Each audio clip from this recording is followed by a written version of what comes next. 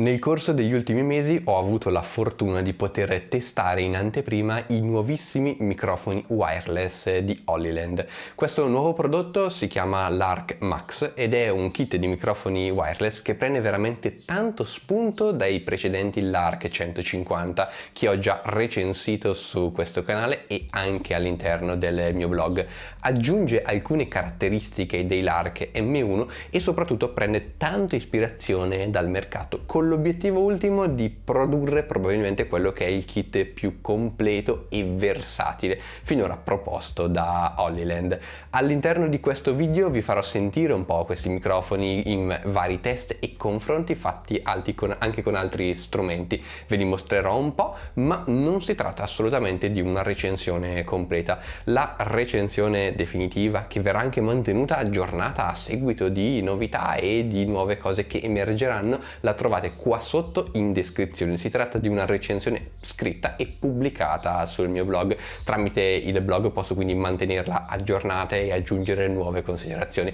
Questo video vedetelo solamente come un modo per ascoltare i microfoni e per avere una vista molto rapida iniziale. Partiamo quindi facendoveli ascoltare subito. Questa è la configurazione che utilizzo di solito per registrare in studio: un Tascam DR05, quindi un registratore esterno, e un microfono a lavalier attaccato qua sotto.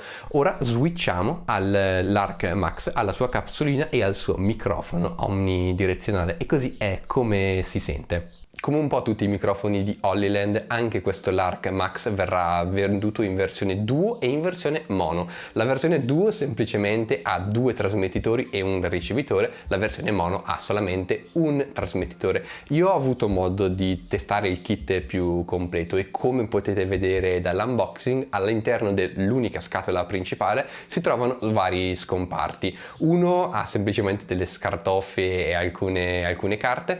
Nel secondo troviamo all'interno di alcuni sacchettini 2 collane magnetiche, di cui discuteremo meglio dopo, e infine nella parte centrale troviamo effettivamente quello che è il kit, contenuto interamente all'interno di un astuccio.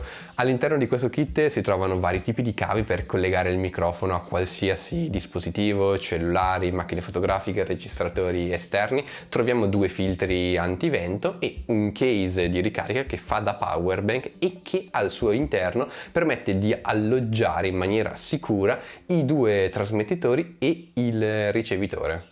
Parlando un po' dei singoli componenti, vi posso dire che il trasmettitore è veramente compatto, è fatto di una plastica nera opaca che previene molto i riflessi. Nella parte superiore abbiamo il microfono omnidirezionale, dietro abbiamo una clip che permette di fissarlo ai vestiti, clip che però è anche metallica e quindi può essere accoppiata con eventuali magneti, poi vi spiego meglio. Sotto abbiamo una porta per la ricarica individuale USB-C, cosa che non era assolutamente presente nell'Arc 150. Abbiamo dei pulsanti per l'accensione, per l'accoppiamento, per l'abilitazione della riduzione del rumore. Abbiamo un jack in ingresso per poter collegare degli altri microfoni, come per esempio un lavalier, e finalmente, cosa veramente tanto gradita, un tastino per permettere la registrazione interna.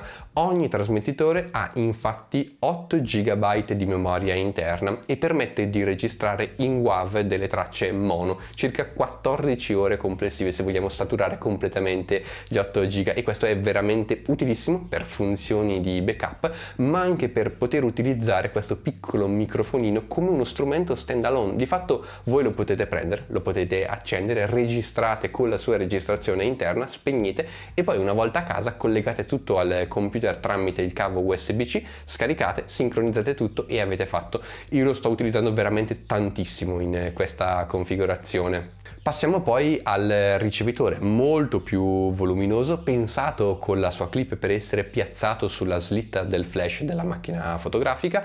Ha una porta jack per poter collegare le cuffie e ascoltare, una porta jack per potersi collegare a tutti gli strumenti di registrazione, quindi un cellulare, una macchina, un dispositivo esterno, pulsante per l'accensione e per l'accoppiamento, e un bel LCD touch molto visibile, molto luminoso, che può essere navigato appunto con i soliti comandi touch, scorrendo e cliccando, ma anche con una manopola fisica che può essere cliccata. Questa aggiunta è carina perché magari a volte con i guanti, con le mani fredde è difficile utilizzare il touch, invece potete praticamente navigare tutto anche con la manopola. Il menu è veramente di facile comprensione e navigando nei suoi vari tab potrete personalizzare vari aspetti di questo microfono, variando il tipo di registrazione, mono, stereo, traccia di sicurezza, variando il livello di gain dei singoli trasmettitori, alzando o abbassando il livello delle cuffie, aggiornare il firmware, fare partire la registrazione interna, far partire la registrazione con il filtro per ridurre i rumori ambientali, sbloccare completamente un microfono e tante altre cose. Il menu è tradotto in praticamente tutte le lingue, molto semplice, quindi da questo punto di vista lo strumento è veramente immediato e di facilissima comprensione. Parlando del case di ricarica e dell'astuccio, sono sistemi abbastanza pratici per il trasporto, non sono così piccoli come quelli dell'M1 che erano veramente minuscoli, però tutto sommato riescono sempre a trovare dello spazio all'interno del vostro zaino. L'idea, tra l'altro non nuova ormai, di mettere tutti i dispositivi, tutte le unità all'interno di un case che funge anche da power bank è veramente azzeccata, perché quando state trasportando questo kit semplicemente tutto viene ricaricato e non dovete ricordarvi ogni volta di caricare manualmente con l'USB-C le singole unità, quindi questo aiuta veramente tanto ad avere il dispositivo sempre pronto all'uso. Peccato solo che all'interno di questo case non sia di fatto inseribile nessun tipo di cavo e anche i filtri antivento non riescono ad essere piazzati al suo interno. Se volete trasportare l'intero kit dovete per forza di cose appoggiarvi a questo astuccio che ha una retina dove vengono inseriti tutti i cavetti, tutti i filtri e poi uno spazio principale interno dove viene piazzato il case. Veloce cambio di location per parlarvi di una particolarità di questi microfoni, ovvero la clip magnetica.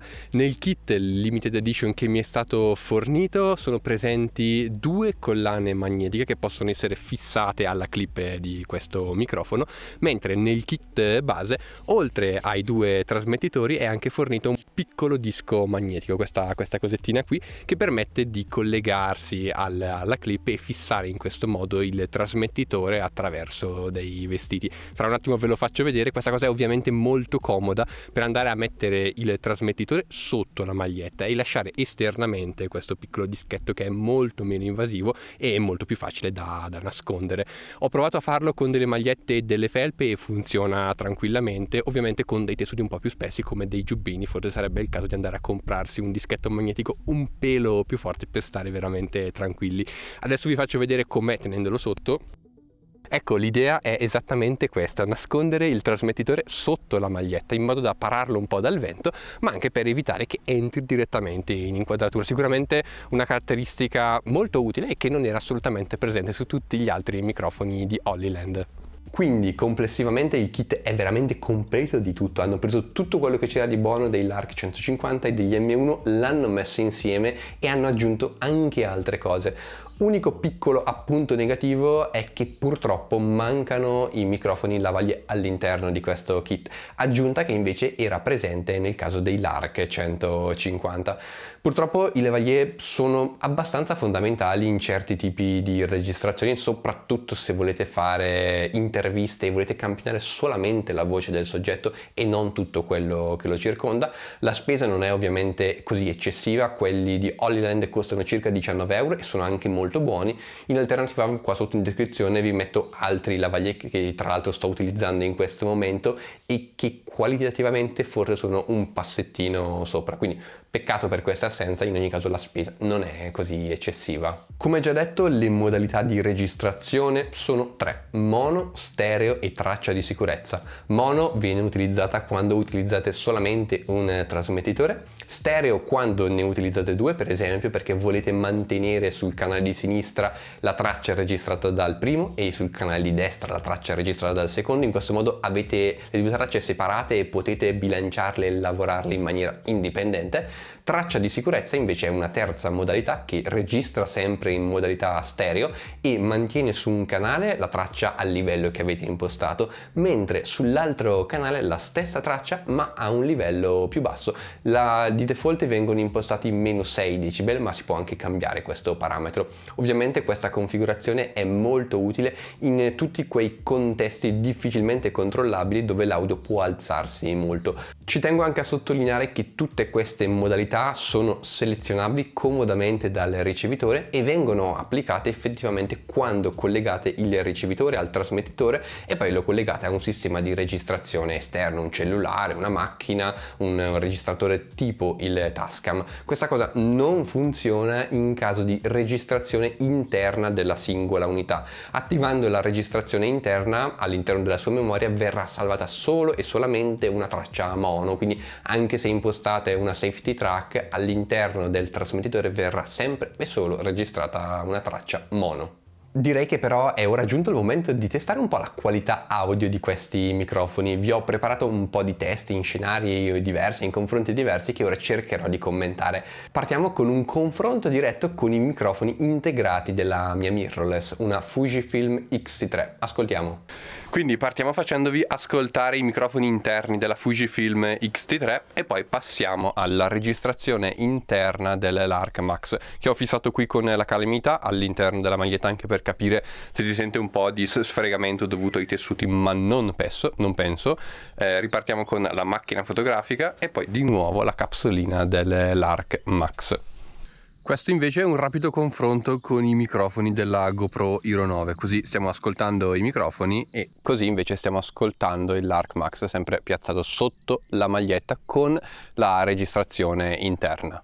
Direi che è abbastanza evidente, i microfoni della mia Fujifilm sono abbastanza buoni, ma questo Lark Max è assolutamente su un altro livello. Una volta che ce l'avete nello zaino praticamente non utilizzerete più i microfoni integrati della vostra macchina fotografica. Possedendo anche un Lark M1, vi lascio qua sotto la recensione, vorrei anche provare a confrontarli tra di loro. Vi faccio sentire un po' di registrazioni fatte prima con l'M1 e poi con l'Arc Max. Sono entrambi piazzati sulla macchina fotografica, adesso l'M1 lo sto impostando sul livello di gain medio, mentre il livello di ricezione impostato sulla macchina fotografica è di meno 27 decibel. Così è come si sente. Ora sto un attimo zitto, alzo un po' i decibel anche per farvi percepire il rumore di fondo, che è quasi inudibile praticamente. Mentre in questo momento state ascoltando il Lark Max, sempre piazzato qui, livello impostato sul microfono di più 8, mentre livello impostato sulla macchina pari a meno 28.5, quindi l'output è leggermente più alto se confrontato a quello medio dell'Lark M1. E ora vi faccio percepire anche il rumore di fondo, veramente difficile udirlo, però forse leggermente più alto rispetto a quello dell'M1. Ora sto un attimo zitto. Ovviamente ci sono gli uccellini, però dovreste avere capito. Penso che sia abbastanza evidente come il suono complessivo del Max sia decisamente più pieno, sia sugli alti che sui bassi, e la traccia sia complessivamente molto più lavorabile. Anche l'M1 è assolutamente buono e l'ho utilizzato molto, ma il Lark Max sembra essere su un livello superiore semplicemente.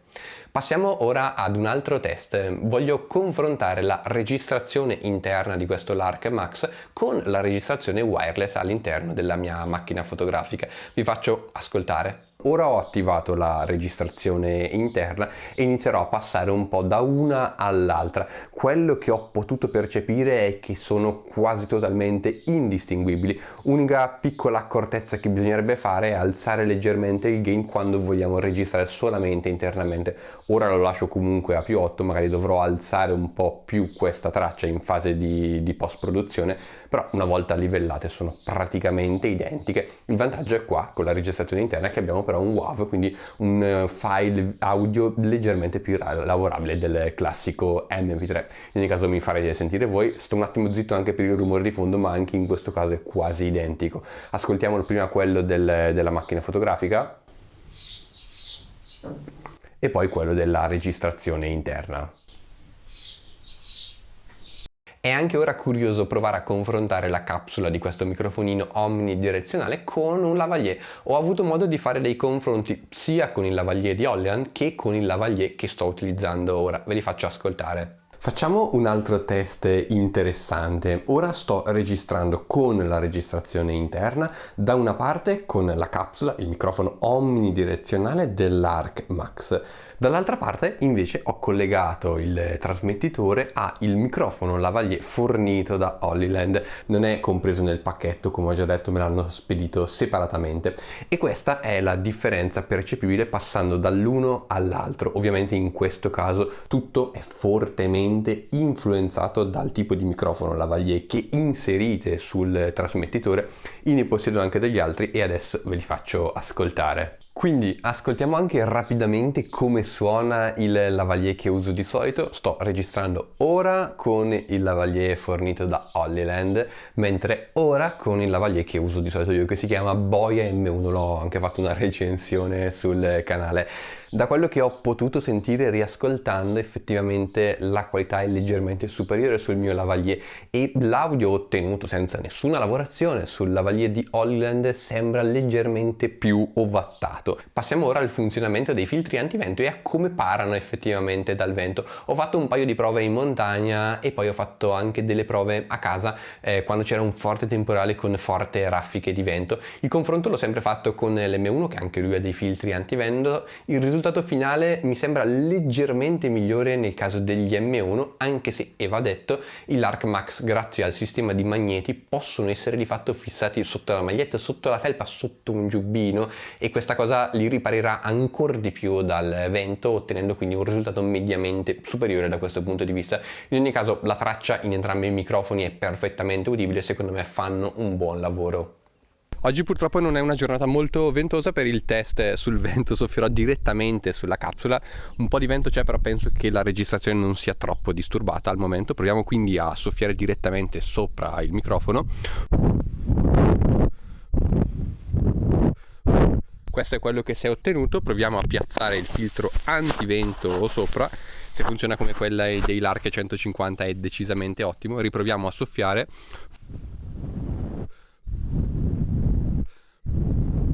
E questo è il risultato ottenuto con il filtro antivento, che sicuramente attenua un po' la voce. Bisognerebbe alzare leggermente il gain, però questo è il risultato ottenibile, valutate voi.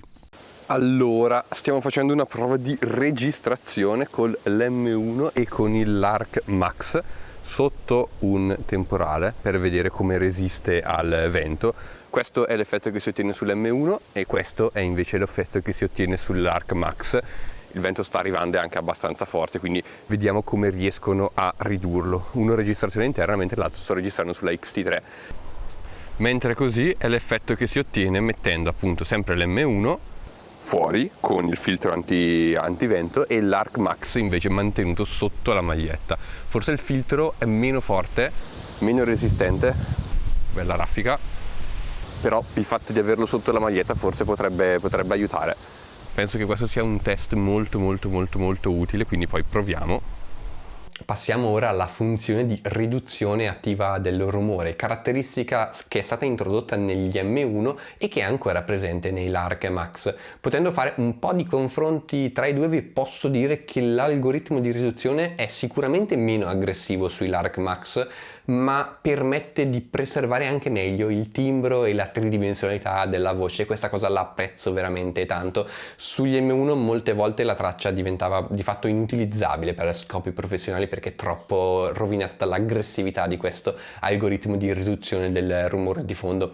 Ve li faccio ascoltare, li ho campionati appunto sempre nello stesso temporale di prima, quindi mi scuso per gli ISO sparati a palla. Ora sono in una situazione riparata, c'è molta più pioggia, i microfoni sono qui alla stessa distanza davanti a me, sto registrando con entrambi e voglio testare la riduzione del rumore. Parliamo con l'M1 e attiviamo la riduzione del rumore per capire se riduce un po' la pioggia, che evidentemente si sentirà dato che è un microfono omnidirezionale. Passiamo poi all'Arc Max senza filtro attivo e ora attiviamo la riduzione del rumore e vediamo un po' com'è l'effetto. Ora lo andiamo a disattivare, questa è la pioggia che si può sentire, andiamo a riattivarlo, filtro attivo, c'è un certo tipo di riduzione. Disattiviamolo anche sull'M1, filtro disattivato, e questa è la pioggia che si sente, e andiamo ora a riattivarlo.